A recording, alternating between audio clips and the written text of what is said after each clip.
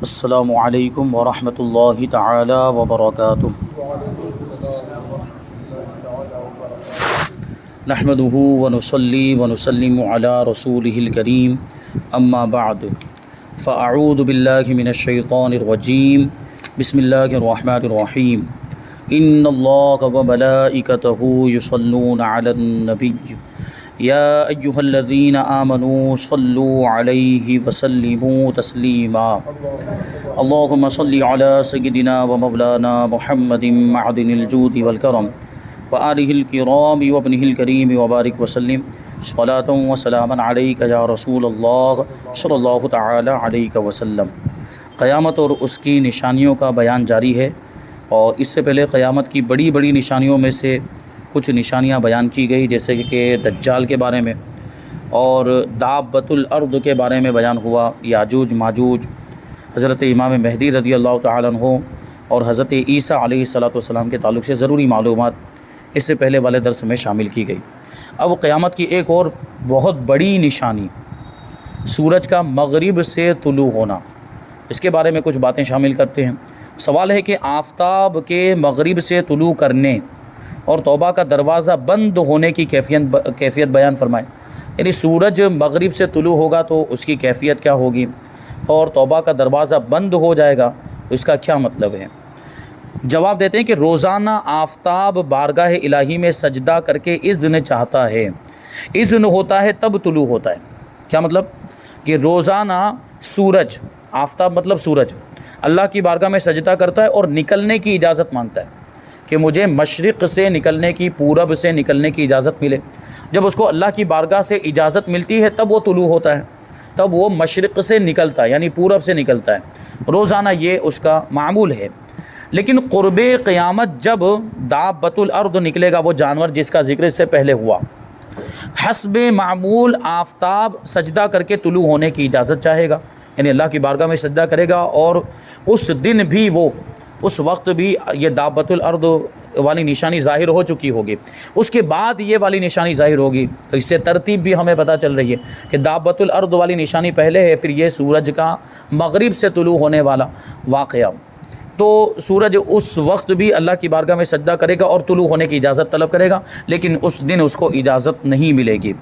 اور حکم ہوگا کہ واپس چلا جاؤ۔ تو سورج واپس چلا جائے گا، واپس پورب ہی کی جانب وہ واپس چلا جائے گا۔ تب آفتاب مغرب سے طلوع ہوگا، پھر وہ ادھر سے نکلے گا جہاں ڈوبتا ہے، پچھم سے نکلے گا، اور نصف آسمان تک آ کر لوٹ جائے گا، یعنی مغرب سے نکل کے آدھا بیچ آسمان تک آئے گا اور پھر یہیں سے واپس چلا جائے گا، یعنی ڈوبے گا تو مغرب ہی میں،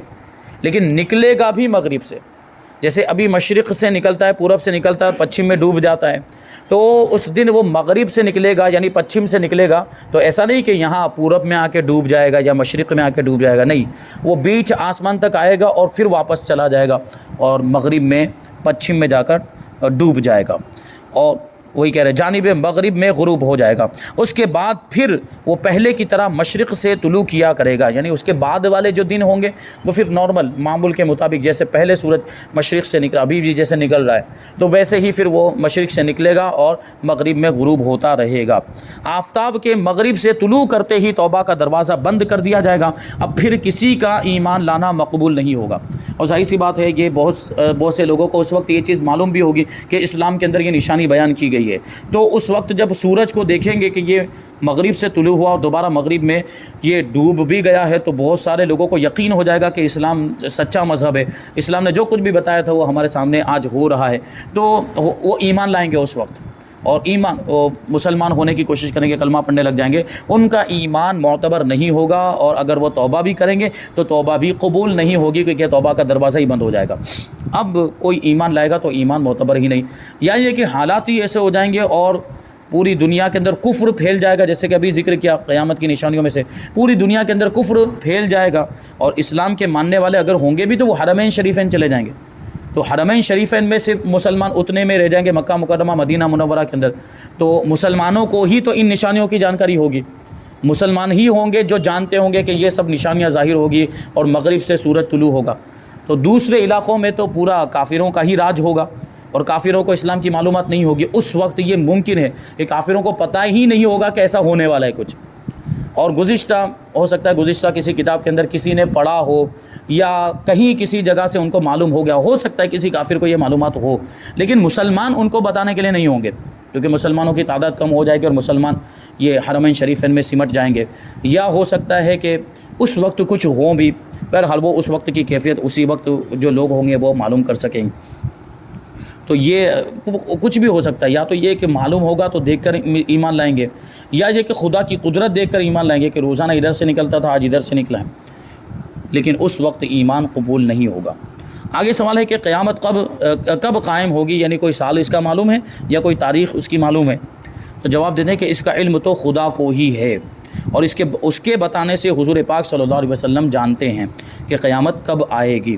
ہمیں اتنا معلوم ہے کہ جب یہ سب علامتیں ظاہر ہو چکیں گی اور روئے زمین پر کوئی خدا کا نام لینے والا باقی نہیں رہے گا، تب حضرت اسرافیل علیہ السلام بحکم الہی سور پھونکیں گے، یعنی پوری دنیا میں کافر ہی کافر ہو جائیں گے، کوئی مسلمان نہیں رہے گا، یعنی کوئی خدا کا نام لینے والا باقی نہیں رہے گا کا مطلب کیا؟ کوئی ایمان والا باقی نہیں رہے گا، کیونکہ ایمان والے ہی تو خدا کو یاد کرتے ہیں، ایمان والے ہی تو خدا کا نام لیتے ہیں، تو پوری دنیا میں کفر اور شرک پھیل جائے گا۔ تو اس وقت حضرت اسرافیل علیہ السلام کو سور پھونکنے کا حکم ہوگا۔ یہ سور کیا ہے؟ یہ سینگ ہوتا ہے، گائے کا سینگ یا کسی جانور کا سینگ، تو اس کی شکل کا ایک چیز ہوگی، حضرت اسرافیل علیہ السلام اس میں پھونک ماریں گے اور اس کی آواز پوری دنیا میں سنائی دے گی، یکساں طور پر جہاں بھی انسان بستے ہوں گے، کیونکہ اللہ تبارک و تعالیٰ ان کو ایسی طاقت عطا فرمائے گا، اور وہ سور کے اندر بھی یہ قوت ہوگی کہ اس کی آواز پوری دنیا میں بیک وقت پہنچے گی، اور پوری دنیا کے لوگ اس کی آواز کو سنیں گے، اور ان کے کانوں میں اس سور کی آواز پہنچے گی تو کیا ہوگا؟ اس کی آواز شروع میں تو بہت نرم ہوگی، ہلکی آواز ہوگی، اور آہستہ آہستہ وہ آواز بلند ہوتی چلی جائے گی، اونچی ہوتی چلی جائے گی، لوگ اس کو سنیں گے اور بے ہوش ہو کر گر پڑیں گے۔ وہ آواز جیسے ہی لوگوں کے کان میں پہنچے گی تو بے ہوش ہو جائیں گے اور پھر مر جائیں گے، پہلے بے ہوش ہوں گے پھر بعد میں مر جائیں گے۔ زمین و آسمان اور تمام جہان فنا ہو جائے گا، سب کچھ، ساری مخلوقات، یہاں تک کہ یہ پہاڑ، سمندر، درخت، دریا، یہ سب بھی فنا ہو جائے گا، سب کچھ فنا ہو جائے گا۔ پھر جب اللہ کریم چاہے گا تو حضرت اسرافیل علیہ السلام کو دوبارہ زندہ کرے گا، کیونکہ دیکھیے حضرت اسرافیل علیہ السلام سور پھونکیں گے تو سارے انسان تو مر جائیں گے اور ساری مخلوقات بھی ختم ہو جائے گی، اور یہ زمین و آسمان اور سارا جہان بھی فنا ہو جائے گا، تو اس میں یہ بھی آ جائے کہ حضرت اسرافیل علیہ السلام خود بھی فنا ہو جائیں گے۔ تو پھر اللہ تبارک و تعالیٰ حضرت اسرافیل علیہ السلام کو دوبارہ زندہ کرے گا اور وہ دوبارہ سور پھونکیں گے، ان کو دوبارہ سور پھونکنے کا حکم ہوگا، تو پھر وہ دوبارہ، یعنی سور کو بھی اللہ تعالیٰ دوبارہ پیدا کرے گا، کیونکہ ساری دوسری مخلوقات اور ساری دوسری چیزیں بھی فنا ہو چکی ہوں گی، تو اللہ تعالیٰ حضرت اسرافیل علیہ السلام کو دوبارہ زندہ کرے گا تو وہ سور کو بھی دوبارہ زندہ کرے گا، تو حضرت اسرافیل علیہ السلام وہ دوبارہ سور پھونکیں گے، سور پھونکتے ہی پھر سب کچھ موجود ہو جائے گا، وہ ساری چیزیں جو فنا ہو گئی تھی وہ پھر سے زندہ ہو جائیں گی، پھر سے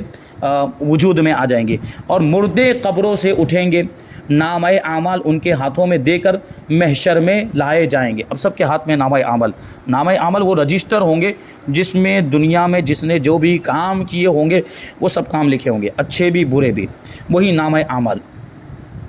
تو سب کے ہاتھ میں دیا جائے گا، اور میدان محشر میں سب کو لایا جائے گا، وہاں جزا اور حساب کے لیے منتظر کھڑے ہوں گے، یعنی سب میدان محشر میں سارے انسان، حضرت آدم علیہ السلام سے لے کر آخری انسان جو ہوگا قیامت قائم ہونے کے وقت، وہ سب لوگ اس وقت میدان محشر کے اندر جمع ہوں گے، اور میدان محشر کے بارے میں بتایا جاتا ہے کہ ملک شام میں قائم ہوگا۔ اب سوال یہ پیدا ہوتا ہے کہ ملک شام تو ایک ملک ہے، جبکہ پوری دنیا کتنی بڑی ہے، اور آج کی بات نہیں ہے، آج کے انسانوں کی بات نہیں، بلکہ شروع سے لے کر ابھی تک، تو یہ اللہ تعالیٰ کی قدرت ہے، اللہ چاہے تو چھوٹی سی جگہ میں سارے انسان سما جائیں، تو اس میں یہ وسعت پیدا ہو جائے گی اور یہ کشادگی پیدا ہو جائے گی کہ سارے انسان اس ایک میدان کے اندر جمع ہو جائیں گے، اور اس میدان میں سب کھڑے ہوں گے اور انتظار کر رہے ہوں گے کہ کب ہمارا حساب و کتاب ہوگا، اور کب فیصلہ ہو جائے گا کہ کون جنتی ہے اور کون جہنمی ہے، کون نیکوکاروں میں شمار ہوتا ہے، کون برے گنہگاروں میں شمار ہوتا ہے، اور کون کافروں میں شمار ہوتا ہے، کون ایمان والوں میں شمار ہوتا ہے، یہ سب انتظار کر رہے ہوں گے، اور آفتاب نہایت تیزی پر اور سروں سے بہت قریب بقدر 1 میل ہوگا، یعنی 1 میل کا فاصلہ تقریباً 1.5 پونے 2 کلومیٹر کے فاصلے پر وہ آ جائے گا۔ اچھا، یہ جو کہا جاتا ہے نا سوا نیزے کی بات کی جاتی ہے، یہ روایتوں میں کہیں ملتا نہیں ہے کہ سوا نیزے پر سورج آ جائے گا۔ یہ 1 میل کا جو لفظ آیا ہے تقریباً 1 میل کے فاصلے پر، حالانکہ وہ بھی 1 میل کے قریب آ جانا بھی یہ بھی کوئی معمولی بات نہیں ہے۔ ابھی سوچیں آپ، یہ سورج ہزاروں کلومیٹر دور ہے تو اس کی گرمی کا یہ عالم ہے، جب وہ 1.5 کلومیٹر یا پونے 2 کلومیٹر جتنا قریب آ جائے گا تو اس وقت اس کی گرمی کی کیا کیفیت ہوگی، کتنی گرمی ہوگی، گرمی کی کیسی شدت ہوگی، اور اس کی تمازت اور اس کی تیزی کیسی ہوگی، اور شدت گرمی سے دماغ کھولتے ہوں گے، کھوپڑی کے اندر دماغ ابل رہا ہوگا، یہ کیفیت ہوگی اس وقت۔ اور اس کثرت سے پسینہ نکلے گا کہ 70 گز زمین میں جذب ہو جائے گا، یعنی لوگوں کا پسینہ نکل کے نیچے اندر زمین میں 70 گز تک وہ جذب ہو جائے گا۔ اور ظاہر سی بات ہے زمین کی بھی تو جذب کرنے کی ایک کیپیسٹی ہے، اس کی بھی ایک حد ہے، وہاں تک وہ جذب کرے گی۔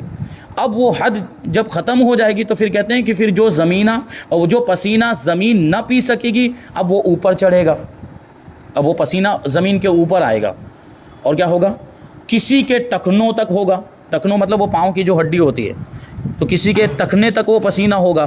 کسی کے گھٹنوں تک ہوگا، کسی کی کمر تک ہوگا، کسی کے سینے تک ہوگا، کسی کے گلے تک ہوگا، اور کافر کے تو منہ تک چڑھ کر مثل لگام کے جکڑ جائے گا یہاں تک، یعنی اس کا دم گھٹنے لگ جائے گا۔ اور کچھ لوگوں کی کیفیت تو ایسی ہوگی کہ وہ اپنے پسینے میں ڈبکیاں لگا رہے ہوں گے، یہ کیفیت ہوگی، زمین تابے کی ہو جائے گی، اور یہ پسینہ تو کیسی تکلیف ہوگی اس وقت، اتنی زیادہ گرمی میں لوگ وہاں پر جمع ہوں گے۔ ہر شخص حسب حال و اعمال ہوگا، یعنی جس کی جیسی حالت اور جس کے جیسے عمل ہوں گے،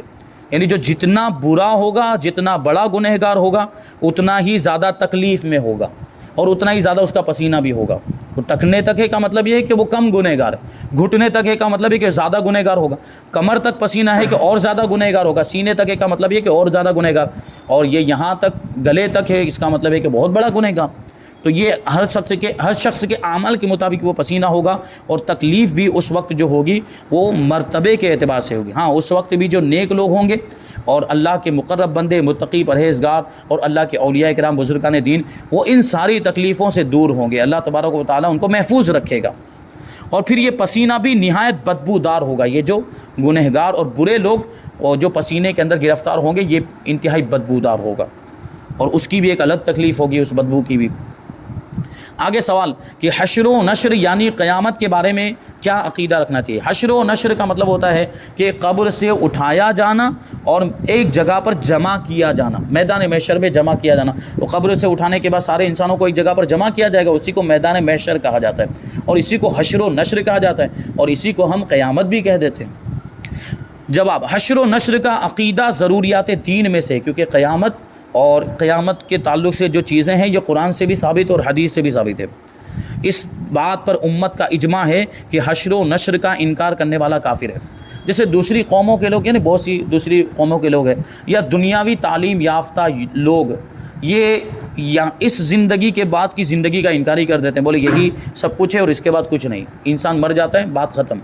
وہ قبر میں جا کے یا جو ہے کہ کہیں بھی اس کو جلا دیا جائے وہ قبر میں ختم ہو جاتا ہے، یا جو ہے کہ جلنے کے بعد ختم ہو جاتا ہے، آخرت نام کی کوئی چیز نہیں معاذ اللہ۔ اور جنت و دوزخ کا بھی وہ لوگ انکار کر دیتے ہیں، قیامت کا بھی انکار کر دیتے ہیں۔ تو ایسا شخص اگر مسلمان ہونے کا دعویٰ کرتا ہے تو وہ کافر ہو جائے گا، اور اگر پہلے ہی سے کافر ہے تو پھر اس سے کیا گلہ کر سکتے ہیں ہم،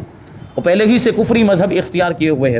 یا لا دین ہے۔ ایسے بہت سے لوگ ابھی پیدا ہو گئے کہ جن کا کوئی دین ہی نہیں، کوئی مذہب ہی نہیں، کسی مذہب کے ماننے والے نہیں، ملحد کہا جاتا ہے ان کو، بے دین۔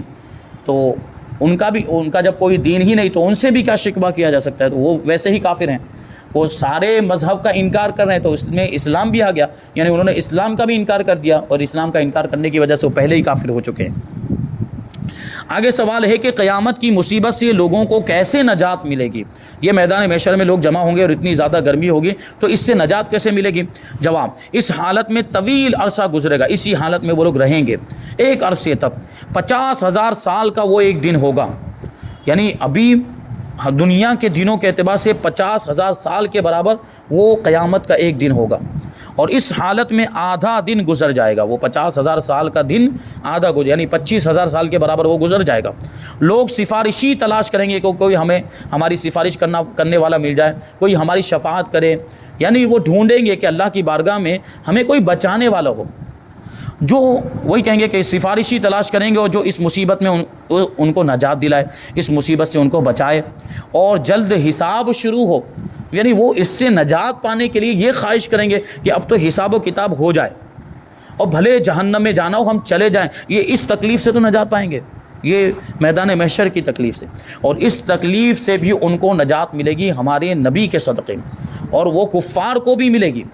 کیونکہ یہاں سے پھر اب حساب و کتاب شروع ہونے کے بعد آگے کا معاملہ ہوگا، اور پھر وہ فیصلہ ہوگا، تو جنتی جنت میں چلے جائیں گے، جہنمی جہنم میں چلے جائیں گے۔ تو اس تکلیف سے تو نجات ملی۔ یہ الگ بات ہے کہ جہنم میں بھی عذاب ہی ان کو بھگتنا ہے اور عذاب ہی میں مبتلا ہونا ہے، لیکن اس تکلیف سے بھی ان کو حضور کے صدقے میں ہی نجات ملے گی۔ تو فرماتے ہیں کہ وہ لوگ کہیں گے میدان محشر میں لوگ کہ جلد حساب شروع ہو جائے، انبیاء کرام علیہم الصلوۃ والسلام کی بارگاہ میں حاضر ہوں گے، لیکن مقصد پورا نہیں ہوگا۔ آخر میں حضور پر نور سید انبیاء رحمت عالم محمد مصطفیٰ صلی اللہ علیہ وسلم کی بارگاہ میں فریاد لے کر آئیں گے اور شفاعت یعنی سفارش کی درخواست کریں گے۔ حضور پر نور صلی اللہ علیہ وسلم فرمائیں گے انا لہا، کہ میں اسی کے لیے ہوں، میں اسی کام کے لیے ہوں، یعنی میں شفاعت کرنے کے لیے ہوں۔ تو یہ حضور کی شفاعت کا فائدہ کافروں کو بھی ہوگا، یعنی کافروں کی بخشش تو نہیں ہوگی، لیکن یہ جو عذاب ہوگا اس سے تو ان کو نجات مل جائے گی۔ تو انا لہا حضور فرمائیں گے، یعنی دوسرے انبیاء کرام کے پاس جب جائیں گے تو دوسرے سارے انبیاء کرام کیا کہیں گے؟ اذهبوا الی غیری، دوسرے کے پاس جاؤ، ہمارا یہ کام نہیں، دوسرے کے پاس جاؤ، ہمارا یہ کام نہیں۔ تو آخر میں گھوم گھام کر یہ حضور پاک صلی اللہ علیہ وسلم کی بارگاہ میں حاضر ہوں گے، تو حضور اذهبوا الی غیری نہیں کہیں گے، بلکہ حضور کہیں گے انا لہا، حضور کہیں گے میں اسی کام کے لیے ہوں، میں شفاعت کرنے کے لیے ہوں۔ اور پھر حضور پاک صلی اللہ علیہ وسلم شفاعت کا دروازہ کھولیں گے اور پھر شفاعت کرنا شروع کریں گے۔ تو پھر اب دوسرے انبیاء کرام کو بھی شفاعت کا اختیار ملے گا، اولیاء کرام کو بھی ملے گا، صحابہ کو، تابعین کو، نیک بندوں کو، بزرگان دین کو، حفاظ کو، علماء کو، یہ سب کو اب شفاعت کرنے کا اختیار ملے گا۔ تو حضور یہ فرما کر بارگاہ الہی میں سجدہ کریں گے، تو اللہ پاک کی طرف سے ارشاد ہوگا یا محمد ارفع رأسک قل تسمع وسل تعطى واشفع تشفع، اے محمد صلی اللہ علیہ وسلم سجدے سے سر اٹھائیے، بات کہیے کہ آپ کی بات سنی جائے گی، اور شفاعت کیجئے کہ آپ کی شفاعت قبول کی جائے گی۔ اس کے بعد حضور شفاعت کا دروازہ کھولیں گے، اور اسی کو شفاعت کبریٰ کہا جاتا ہے کہ حضور کو یہ شفاعت کبریٰ کا منصب ملا ہے۔ حضور صلی اللہ علیہ وسلم کی یہ شفاعت تو تمام اہل محشر کے لیے ہے جو شدید ڈر اور خوف کی وجہ سے فریاد کر رہے ہوں گے اور یہ چاہتے ہوں گے کہ حساب فرما کر ان کے لیے حکم دے دیا جائے۔ اب حساب شروع ہوگا، میزان عمل میں اعمال تولے جائیں گے، وہ ایک ترازو ہوگا، وہ دنیا کی طرح جو ترازو ہوتے ہیں وہ اس انداز کا نہیں ہوگا، بلکہ وہاں الگ اس کی کیفیت ہوگی، وہ تو جب دیکھیں گے تبھی ہم بتا سکتے ہیں۔ اس ترازو میں اعمال تولے جائیں گے جس کو میزان عمل کہا جاتا ہے، اور دنیا کے اندر اگر ترازو کا پلہ بھاری ہوتا ہے تو وہ نیچے جاتا ہے، اور میدان محشر میں جو وہ ترازو ہوگا اس میں اگر کسی کی نیکیوں کا پلہ بھاری ہوگا تو نیچے نہیں جائے گا، وہ اوپر جائے گا، بلندی کی طرف جو ہے کہ اس میں اشارہ ہوگا کہ نیکیاں ہیں تو نیکیاں اونچائی کی طرف جاتی ہیں، وہ نیچے نہیں آتی ہیں، اور برائی کا جو پلہ ہوگا وہ نیچے آئے گا، وہ یہاں کے مطابق یہ الٹا ہوگا، دنیا میں بھاری جو پلہ ہوتا ہے وہ نیچے جاتا ہے، وہاں جو بھاری پلہ ہوگا وہ اوپر جائے گا۔ میزان عمل میں اعمال تولے جائیں گے، اعمال نامے ہاتھوں میں ہوں گے، اپنے ہی ہاتھ پاؤں بدن کے اعضاء اپنے خلاف گواہیاں دیں گے، یعنی یہ ہاتھ ہمارے خلاف گواہی دے گا، یہ ہاتھ کہے گا کہ اس نے میرے ذریعے سے فلاں فلاں گناہوں کے کام کیے، یہ آنکھ بتائے گی کہ میرے ذریعے سے اس نے یہ غلط چیزیں دیکھی،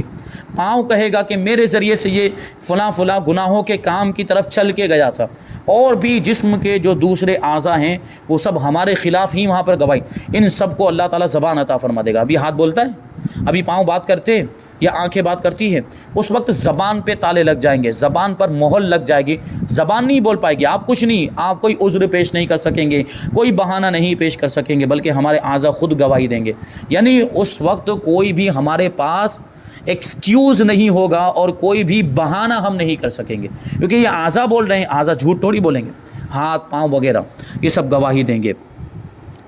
زمین کے جس حصے پر کوئی عمل کیا ہوگا تو وہ بھی گواہی دینے کو تیار ہوگا، وہ زمین کا حصہ بھی، زمین بھی بولے گی۔ جیسے یہ زمین کا حصہ الحمدللہ ابھی تو ہم یہاں پہ بیٹھ کر بہت ہی نیک کام کر رہے ہیں کہ دین سیکھنے سکھانے کی بات چل رہی ہے،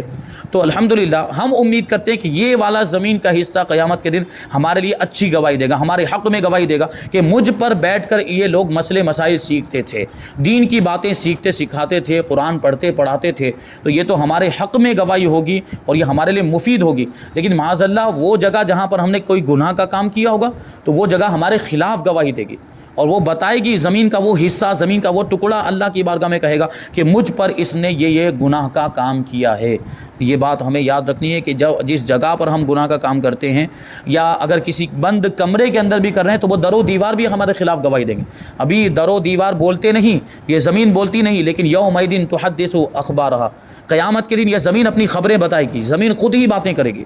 یہ اللہ تعالیٰ کی قدرت ہے، اللہ تعالیٰ چاہے تو جو چیز نہیں بولتی وہ بھی بولنے لگ جائے۔ اللہ تعالیٰ جس کو چاہے قوت گویائی یعنی بولنے کی طاقت عطا فرمائے، یہ ساری چیزیں اس وقت باتیں کرے گی۔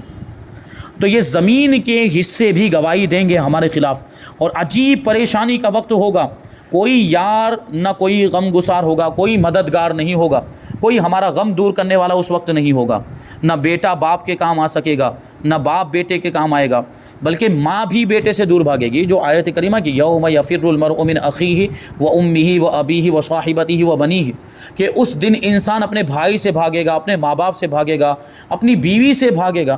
اور اپنی اولاد سے بھی بھاگے گا، یعنی اس دن کوئی رشتہ دار کسی رشتہ دار کے کام نہیں آئے گا۔ سوچ لیں کہ ماں کتنی مہربان ہوتی ہے، ماں کبھی نہیں چاہتی کہ اس کی اولاد تکلیف میں رہے، لیکن اس وقت ماں بھی کام نہیں آئے گی۔ اس وقت ماں بھی کہے گی کہ مجھے اپنی فکر ہے، میں اپنے تعلق سے پریشان ہوں کہ میری نجات ہو پائے گی کہ نہیں، میں تیری کیسے نجات کروا سکتی ہوں۔ اس وقت اگر کوئی کام آئے گا تو اللہ کے نیک بندے، متقی، پرہیزگار، اولیاء کرام، بزرگان دین اور نیک لوگ، ان کی دوستی ہمیں وہاں پر کام آئے گی۔ اگر دنیا میں ہم ان کے ساتھ رہے ہوں گے، اللہ کے نیک بندوں کے ساتھ، علماء کرام کے ساتھ، اور ان سے محبت کی ہوگی، ان کے دامن سے وابستہ رہے ہوں گے، ان کی باتیں سن کر اس پر ہم نے عمل کیا ہوگا، اور ان سے محبت کرنے والوں میں اگر ہم رہے ہوں گے تو ان کی یہ محبت ہمیں وہاں پر کام آئے گی، کیونکہ ان کو شفاعت کا اختیار ملے گا، انبیاء کو، نیک لوگوں کو، بزرگان دین کو، اولیاء کرام کو، تو ان کو شفاعت کا اختیار ملے گا۔ تو ظاہر سی بات ہے کس کی شفاعت کریں گے؟ اپنے چاہنے والوں کی شفاعت کریں گے، جو ان سے تعلق رکھتے تھے دنیا میں، جو ان سے دوستی رکھتے تھے، انہی کو یہ جنت میں لے کر جائیں گے۔ تو اچھے لوگوں سے دوستی کرنی چاہیے، نیک لوگوں سے دوستی کرنی چاہیے، علماء کرام سے دوستی کرنی چاہیے، متقی پرہیزگار لوگوں سے دوستی کرنی چاہیے، اولیاء کرام سے محبت کرنی چاہیے۔ تو یہ دوستی ہمیں قیامت کے دن کام آئے گی۔ اور برے دوست تو وہ یہاں بھی ہمیں بگاڑتے ہیں، اور آخرت میں بھی ان کی دوستی ہمارے لیے وبال جان بن جائے گی، اور ان کی وجہ سے ہماری آخرت بھی تباہ و برباد ہو جاتی ہے۔ تو برے دوستوں کے ساتھ اٹھنا بیٹھنا نہیں چاہیے، جو ہم کو غلط باتیں سکھاتے، جو ہم کو بری باتیں سکھاتے، یا جو ہم کو گناہوں کی طرف ابھارتے ہیں، گناہوں کی طرف لے جاتے ہیں، ایسے لوگوں کے ساتھ ہرگز نہیں بیٹھنا چاہیے۔ اچھے لوگوں کے ساتھ، نیک لوگوں کے ساتھ، جو ہم سے نیک کام کروائے، جو جیسے ہم کو نماز پڑھنے کے لیے، چلو نماز پڑھنے چلو جو ہے کہ اچھا کام کرنے جاتے، چلو بیان میں جاتے ہیں، چلو اچھی جگہ پہ جاتے ہیں، تو یہ لوگ ایسے دوست ہوں تو وہ اچھے دوست کہلاتے ہیں، اور جو ہمیں غلط کام کی طرف لے جائیں وہ برے دوست ہوتے ہیں۔ تو ایسے لوگوں کی دوستی سے دور رہنا چاہیے۔ تو وہاں باپ بیٹے کے کام نہیں آئے گا اور بیٹا باپ کے کام نہیں آئے گا۔ اعمال کی پرسش یعنی پوچھ گچھ ہے، عمل کے بارے میں پوچھا جائے گا، زندگی بھر کا کیا ہوا سب سامنے ہوگا، سب سامنے، ہمارے سامنے، ہم خود بھول چکے ہوں گے، وہ ساری باتیں بھی اس میں ہوگی، کسی چیز کا ہم انکار نہیں کر سکیں گے، وہ سب کچھ لکھا ہوگا اس کے اندر۔ نہ گناہ سے مکر سکتے ہیں، گناہ سے انکار نہیں کر سکتے، نہ کہیں سے نیکیاں مل سکتی، کیونکہ ہر کسی کو فکر ہوگی، ہر کوئی چاہ رہا ہوگا کہ مجھے نیکیاں مل جائے، تو دوسرا ہمیں اس کی نیکیاں کیوں دے گا؟ وہ تو چاہے گا کہ ہماری نیکیاں اس کو مل جائے۔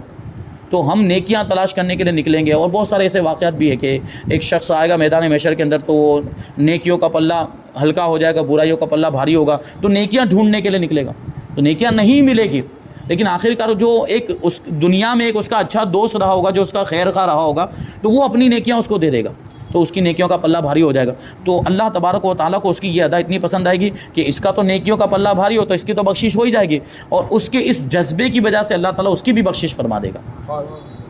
بہرحال یہ اچھے لوگوں کی دوستی وہاں پر کام آئے گی، تو ایسے ہی لوگوں کو دوست بنانا چاہیے۔ اور بھی اب اگر اس میں اور بھی بہت ساری باتیں ہیں کہ اس مشکل گھڑی میں حضور پاک صلی اللہ علیہ وسلم اپنے چاہنے والوں کی مدد کیسے فرمائیں گے میدان محشر میں قیامت کے دن، اور سوال آگے ہے کہ محشر کی ہولناکیوں اور آفتاب کی نزدیکی سے